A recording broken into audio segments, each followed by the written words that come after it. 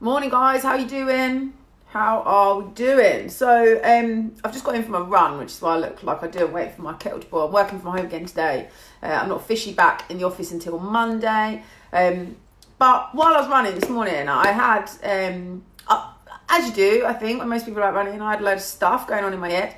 And I was thinking about a conversation I had yesterday. I was working with one of my clients yesterday about goal setting, milestone setting for 2020 and what her plan is for the business and what she's going to do and all of these sorts of things. And one of the things that we talked about yesterday is that we're all really good at writing down goals, like writing down the thing we want to achieve. So, I don't know, let's say your goal was to have £1 million turnover company, let's say, or your goal was to, I don't know, buy your mum a house, like whatever your goals are, right? We've all got those goals.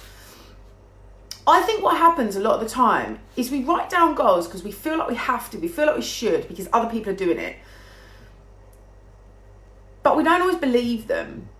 And I think that's a problem. It's a fundamental problem, especially like at this point in the year while everyone's setting their goals, everyone's trying to define their journey for the next 12 months. Everyone's making a point of really, the whole new year, new me thing. I mean, I'm not sure that, I don't do resolutions as such. I think actually if you're going to make a change, just do it there and then it's done, innit?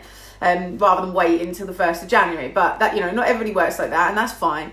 But the problem I see a lot of people having is that they have these goals, they start to set their milestones, they start to set their activity behind what they're going to do. But a lot of the time they don't actually believe it. They don't believe that thing's ever going to be real.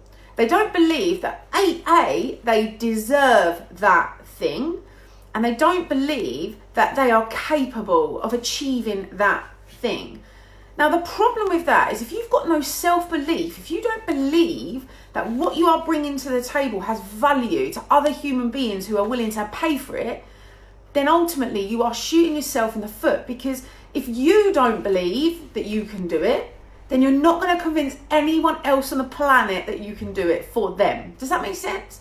So when you're sitting in front of a vendor and you are explaining why, I don't know, a lease option is a great option for them, and in any kind of business, whether it's property or not, this applies to all business, you have a responsibility to your customers. If you've got a solution that solves a problem for them, you have a responsibility to give it to them. You have a responsibility to sell it to them, okay? So if a lease option, for example, is the best solution for a vendor, it gets them out of the situation they're in, it gets them moving forward, it does something with the property, so it's not just sat empty or falling down, it puts a new house into the marketplace, gives someone else a home. You've got a responsibility to all those people to make them understand why a lease option is the best option for them to accept, yeah?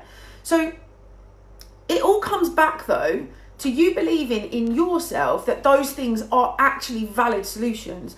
Now, this is a common conversation I have with people that I train on rent to rent, and they start to source rent to rent deals. They start to say, well, why would a landlord, why would an agent give me their house? Why would they do that? You've really got to ask your question. You've really got to look at the solution that you are bringing to the table.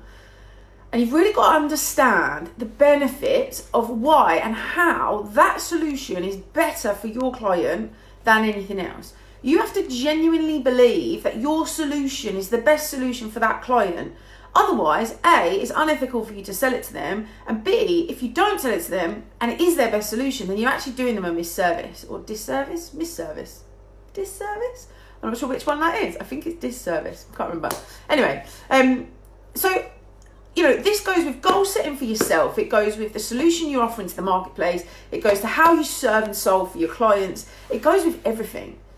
If you don't believe that you can do it, if you don't believe that it's the right thing, if you don't believe that it fixes a problem, then nobody else is going to believe it either. So you have to start dealing with the stuff that's up here as much as you have to start doing the work, the physical work on the actual job that you're doing, or the work that you're doing. Oh, we don't like the word job, do we? If you don't do the work as much up here and in here as you do on the physical, day-to-day activity, then what is going to happen is you'll be presented with an incredible opportunity and you won't take it. Because you don't believe, whether it's subconscious or conscious decision not to take it, you won't take it because you won't be ready to accept that you deserve it. Does that make sense? So I was thinking about this while I was running this morning, and I thought I would just remind you all that as you are doing all your goal setting, it's really fucking important that you believe that you are capable, and that you believe that what you're bringing to the table as a value to the planet. Because if you don't believe it, nobody else is going to believe it. It's got to start with you. Have an amazing day, guys, whatever you're up to. I'm going to enjoy the last official day of my Christmas break. I will catch up with you properly on Monday. I'm excited. I've got a whole load of new content and stuff coming from next week. Have a nice weekend, whatever you're up to, and I will catch you later. See you later.